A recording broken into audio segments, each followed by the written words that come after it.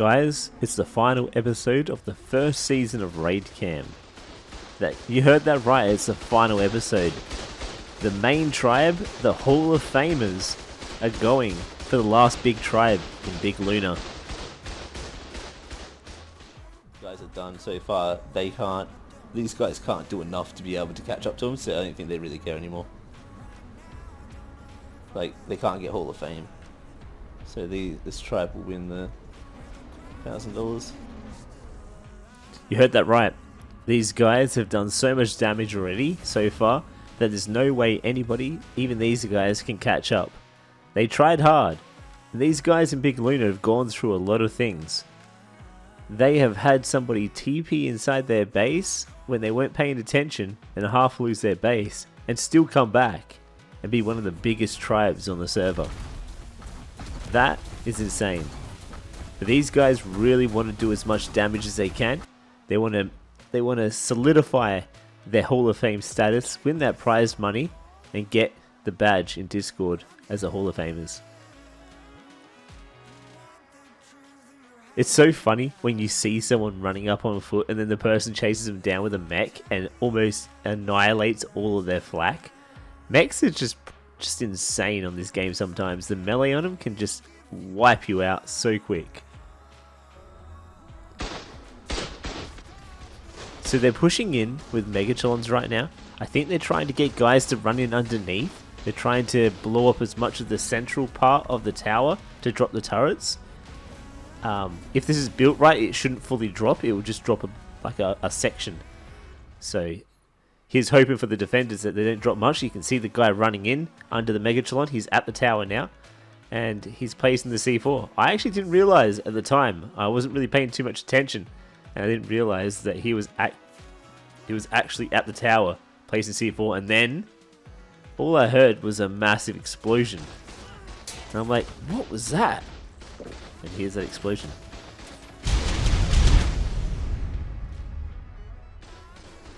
Did you just drop the tower? How did that happen? Because I wasn't paying full attention and the name was a white name, it was kind of hard for me to see, so I didn't really notice until that explosion happened. Then I was like, whoa. They did some serious damage there. This guy is trying to figure out what the damage at the same time. He's getting shot by tech bows with the flame arrow. And then he gets smacked. And in Luna, it's kind of easy to just like start floating. And if you start floating, you can't heal. So he laid in the tech bed to heal himself. But the damage is done a little bit here. And they're going to keep trying to push this in. They've got tech Rexes here ready to go. They're going to try and push those in at the same time. Try and take out some tech turrets. And try and run a guy in underneath once again. As you can see in the distance, he's done it again. And there was massive amount of explosions just then. But the Skelly Tower is built good. And it's not dropping. This is when you know that you've built a Skelly Tower well. It has so many different snap points that it shouldn't drop unless you destroy every connection. And that is awesome. If you guys know how to build one of those, they're so good. That makes getting smacked up right now. Here he goes again. He's trying once again. Oh, he's trying to tech rifle the Jenny maybe?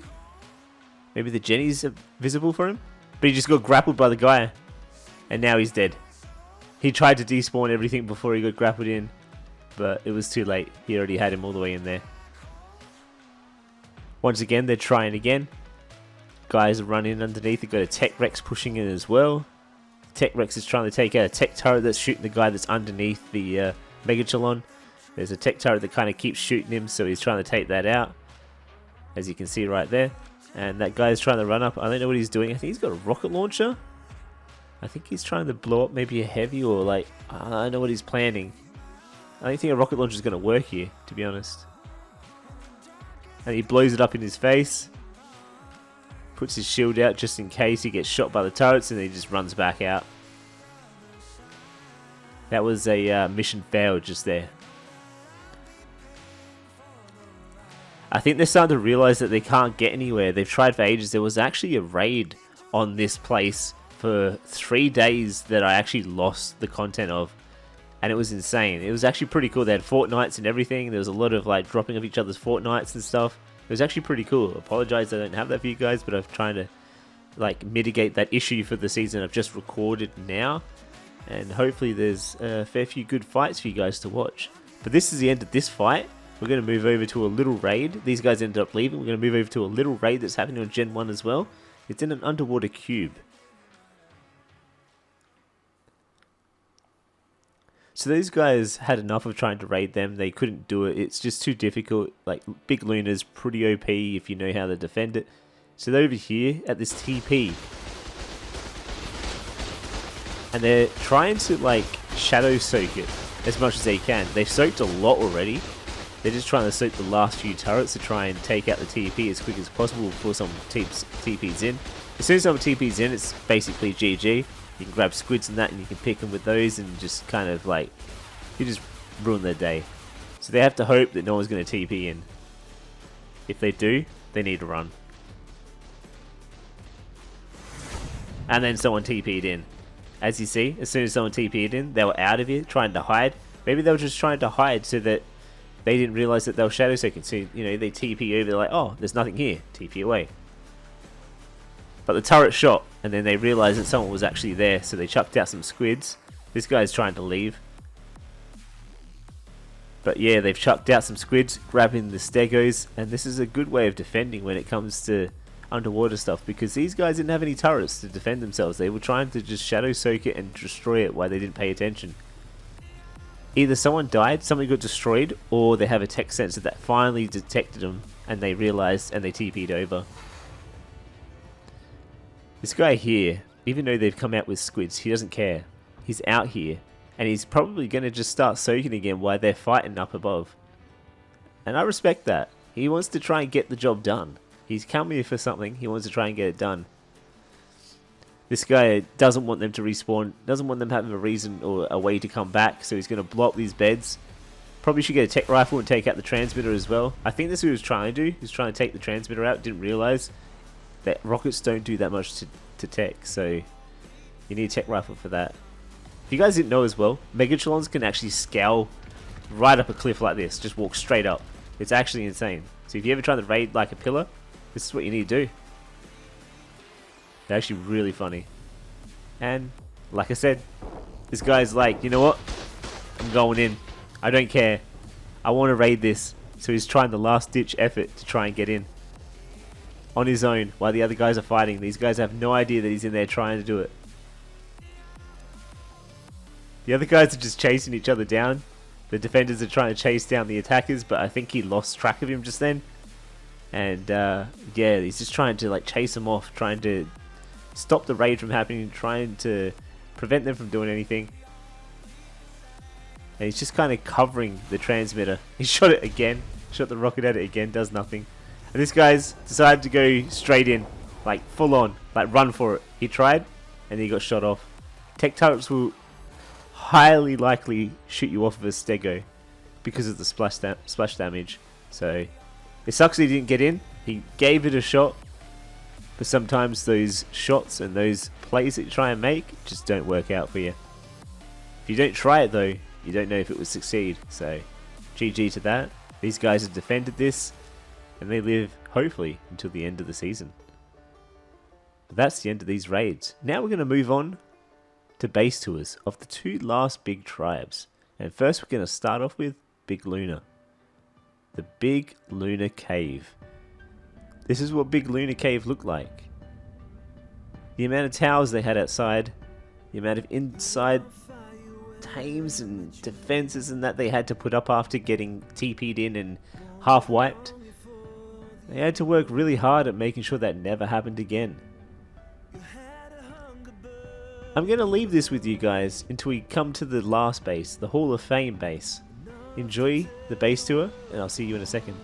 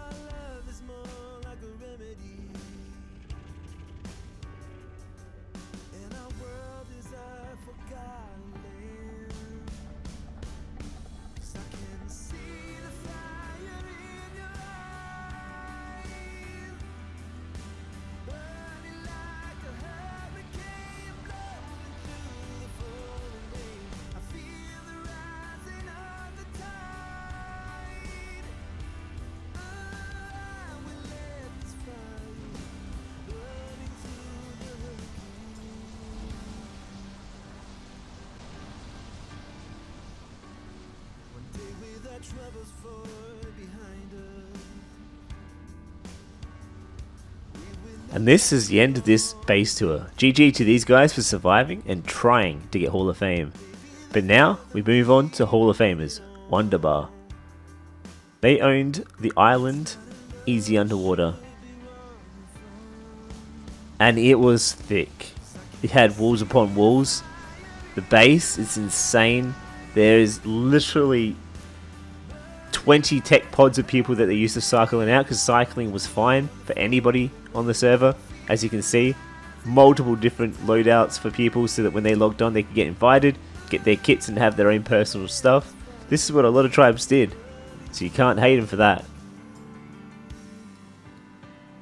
But it's nice to see the insides and outs of what a Hall of Fame tribe looks like, how big it is, and what you have to strive to beat.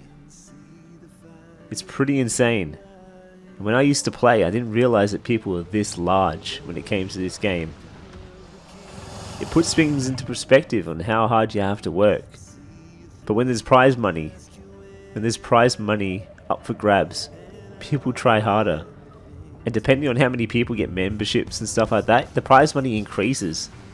It can go up to like 2,000 plus. So that's pretty crazy. This has been a great season of raid camps. It's my first season of raid camps, and I've loved every minute of it. You guys have supported me through it. The views haven't been amazing, but the support and the comments, the amazing comments you guys have given me, have shown me that you guys really, really resonate with these videos, and that makes me so happy. That makes me want to do more, and I've recorded an entire season again, and it's on my hard drive that will not get deleted. And then I'm also starting to record a new season starting this weekend, which is going to be the one where they add beginners back again, and they've got the normal servers. So beginner servers help you start off again. I think they wipe maybe every 2 weeks. So if you guys want to check it out, definitely give it a check out and have a look. I might see you around there.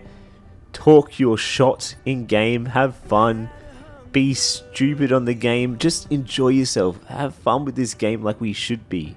Because man, with all these cheats and stuff out there these days, life's too short to deal with all that, and just enjoy the fun unofficial servers. Start back up on beginners and come back to the main servers again and fight again if you get wiped. Let's just enjoy the game for what it is before it changes over to Unreal Engine 5 and Ark 2 comes out. Let's get back into the enjoyment of what Ark used to bring. I know there will always be sweaty people in this game, you can't help that, but you can still enjoy the game. So guys, from the bottom of my heart, I thank you so much for the support on this season and this series. It's been amazing, it's been really fun, it's a new experience for me of videos, and I feel like it's been great. Until next time, I'd like to thank you guys once again for the insane support, and I'll see you in Season 2 of Raid Camps, and hopefully in one of the seasons soon, I'll see you in game, and I'll put you on the channel. Take care, I'll see you then. GG, congratulations to Wunderbar.